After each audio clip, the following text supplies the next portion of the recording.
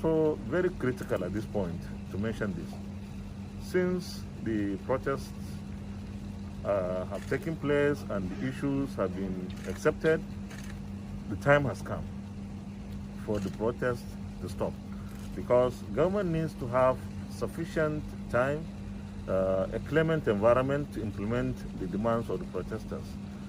We also need to have our economy to continue to go on. When you try to stop everybody from engaging in their lawful businesses, closing roads to markets and other economic places, we distract the economy of the country, and that is not the best way to go. If the issues had not been accepted, then there would have been genuine reasons to continue with demonstrations and protests. But since the issues have been accepted, we should give government time to implement the issues. And therefore, I'm taking this opportunity to appeal to our youth who are protesting that the protests have already yielded the desired results. First of all, they say Endsars. That was the beginning. SARS was ended not by the IGP.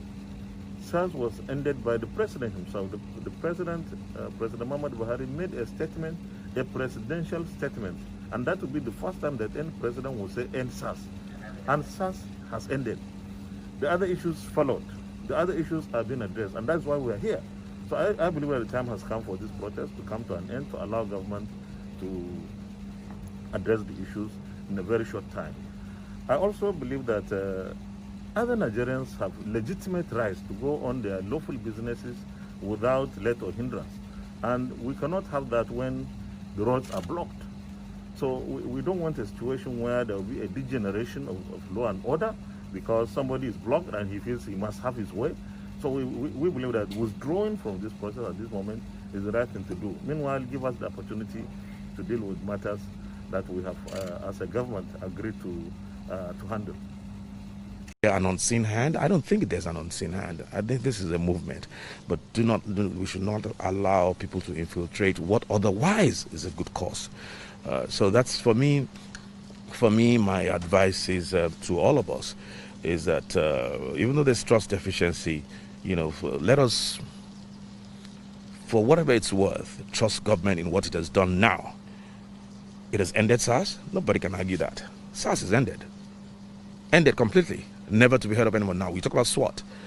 We interrogated the IG about 3-4 days ago, and we asked the question because I got the reaction. I felt the same way. People have asked for you to end SARS, and the very next day you come up with SWAT. How is that possible? SWAT from where?